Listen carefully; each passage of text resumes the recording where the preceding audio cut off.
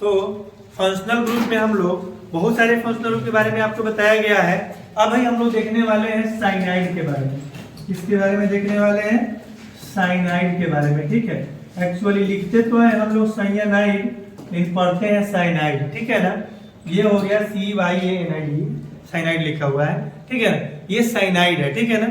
और साइनाइड जैसे functional group के बारे में हम लोग अभी स्टडी करने वाले हैं, ठीक है। तो साइनाइड के फंक्शनल ग्रुप सबसे पहले आप जानिए क्या होता है। इसका फंक्शनल ग्रुप बॉन्ड CN होता है।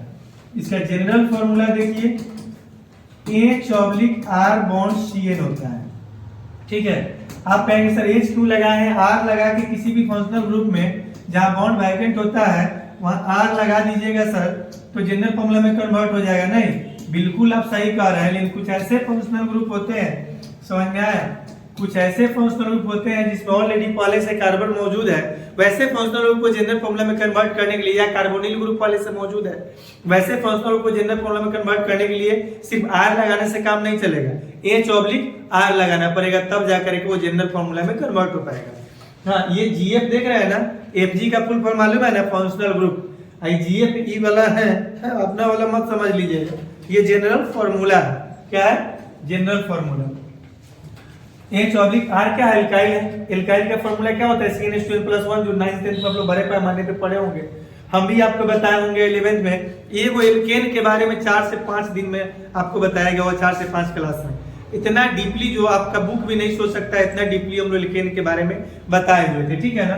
तो H/CnH2n+1 बॉन्ड CN, चूंकि एल्काइल का ये सूत्र होता है पुत्र, अल्काइल का फॉर्मूला होता है CnH2n+1, ठीक है। इसका अब आप देखेंगे कॉमन नेम, इसका कॉमन नेम क्या होता है? Alkyl cyanide. एल्काइल साइनाइड होता है। इसका आईपैक नेम क्या होता है पता है?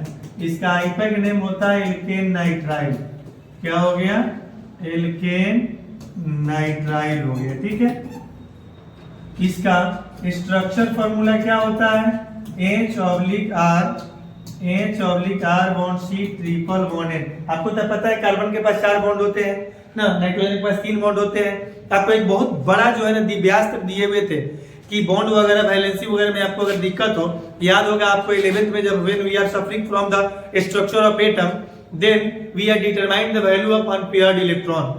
आपको याद होगा जब हम लोग स्ट्रक्चर ऑफ एटम जैसे चैप्टर से गुजर रहे थे, उसमें अनपेयर्ड इलेक्ट्रॉन की संख्या आपको निकलवाए थे, अयुग्मित इलेक्ट्रॉन की संख्या याद आ गया होगा। याद है ना, जिस समय बहुत बच्चे पेयर्ड हुआ करते थे, फिर जब मतलब बताया गया था आपको, अच्छा सर नहीं सर हम अनपेयर्ड नु है ना बता रहे थे। तो अनपेयर्ड इलेक्ट्रॉन की संख्या अगर आपको निकालने आता है तो आप लोगों को ना तो वैलेंसी में कहीं से कोई टेंशन लेना है, नहीं बॉन्ड में। आपको हम बताए थे जिस एलिमेंट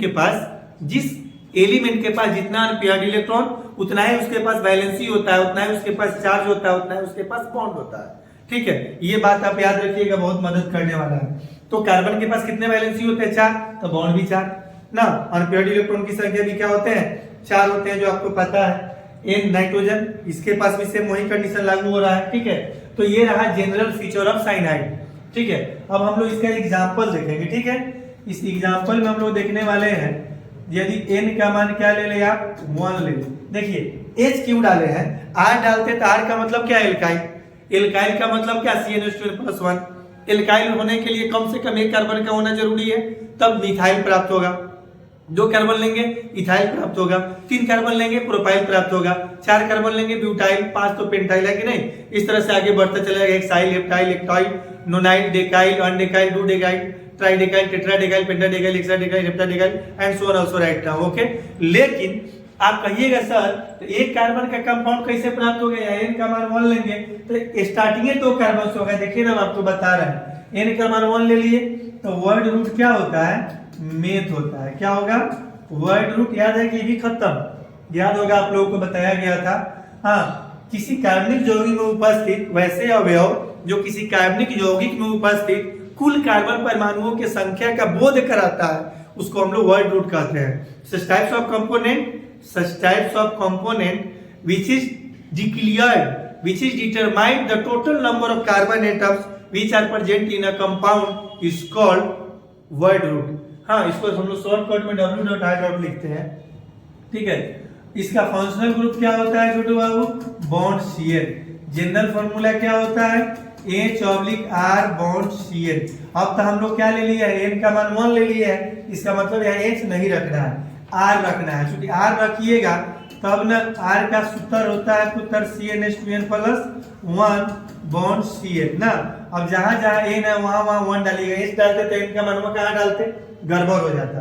तो जहां जहां N है वहां वहां आप क्या कीजिए, 1 डाल दीजिए, तो आपको प्राप्त हो जाएगा CH3 बॉन्ड CN। देखिए ना, शुरुआती 2 कार्बन से हो रहा है, तो एक कार्बन का कंपाउंड प्राप्त हो साइनाइड का, इसीलिए हम लोग H डाल रहे हैं वहां। ठीक है, पहले H रख के बना देंगे, तब हम लोग इनका मान 1 2 3 4 डालते जाइए, कंपाउंड बढ़ता हुआ मिलता जाएगा। ठीक है, आप कहेंगे सर तो H वाला अभी क्या बताए, अभी तुरंत बता रहे, हमको तो सिर्फ डेमो देना था कि H/R ही क्यों डाले जनरल फॉर्मूला में, जबकि अभी तक बहुत सारा फॉर्मूला देखे हम लोग ना, पेरोक्साइड देखे ना, उसका क्लासिफिकेशन के साथ आपको बताया गया था, ईथर देखे थे ना, उसके बाद में हम लोग अल्कोहल देखे थे, अमोनिया देखे थे, है कि नहीं, साइनेट देखे थे, आइसोसाइनेट देखे थे, थायोसाइनेट देखे थे, आइसोथायोसाइनेट, बहुत सारा फॉर्मूला देखे। लेकिन उस समय हम लोग जनरल फॉर्मूला कन्वर्ट करने के लिए क्या करते थे, फंक्शनल ग्रुप को जनरल फॉर्मूला में कन्वर्ट करने के लिए सिर्फ जहां बॉन्ड वैकेंट होता था वहां R लगा देते थे। लेकिन इस फंक्शनल ग्रुप को जनरल फॉर्मूला में कन्वर्ट करने के लिए H और R लगा है। क्यों, वही आपको रीजन हम आपको बताने की वजह से N का मान 1 रखे ताकि आपको यहाँ समझ में आ जाए। इसका कॉमन नेम तो ठीक है, हो जाएगा, एक कार्बन है तो मिथ, अल्काइल के वे में जाइएगा, अल्काइल के तर्ज पर तो क्या हो जाएगा, मिथाइल, CN है तो साइनाइड नहीं हो गया, मिथाइल साइनाइड। आइपैक नेम देखिए, इसका आइपैक नेम हो जाएगा इथेन नाइट्राइल। आप कहिएगा सर इथेन कैसे हो गया, कार्बन तो एक ही जो है, तो सिंपल सी बात है, इसका स्ट्रक्चर देखिएगा जरा सा, इसका स्ट्रक्चर आप देखिए क्या हो जाएगा, ये हो गया आपका CH3 वाला bond C triple bond N। आशा करते हैं समझ में आ रहा होगा इसका स्ट्रक्चर फॉर्मूला। ठीक है, अब दोनों कार्बन एक दूसरे से अटैच है, दोनों लगातार है, ठीक है ना। तो यहाँ नाइट्राइल कहने से सिर्फ N का बोध हो रहा है, ठीक है, नाइट्राइल कहने से सिर्फ N का बोध हो रहा है, इसी तो फ्री हो जा रहा है। दोनों कार्बन लगातार है, 2 कार्बन को ईथ कहते हैं, दोनों के बीच में सिंगल बॉन्ड है तो N हो जाएगा ना, तो इथेन हो गया, N के लिए नाइट्राइल, इथेन नाइट्राइल हो गया। ठीक है, अब यही जो है ना मैटर है कि सर एक कार्बन का कंपाउंड कैसे नहीं प्राप्त होगा, उस आप H लगाइए, जब H तो वही एक कार्बन का कंपाउंड आपको प्राप्त हो जाएगा। अभी तुरंत हम आपको बता दें। ठीक है, अब यहाँ पे आप क्या किए, H ले लिए, एग्जाम्पल में क्या ले लिए छोटे बाबू, H।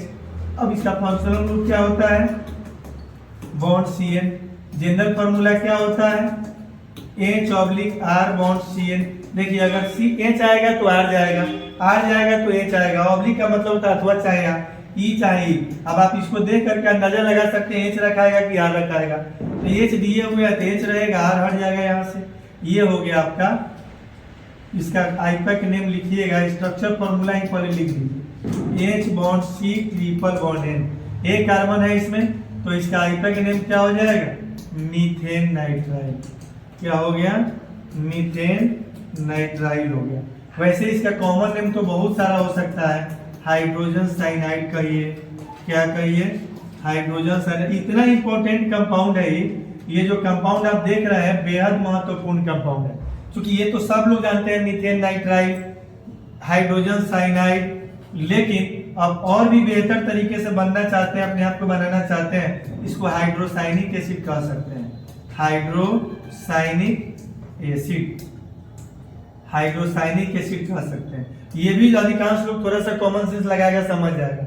और अपने आप को बेहतर देखना चाहते हैं, सबसे इसका ताकतवर नेम क्या हो गया, प्रूसिक एसिड।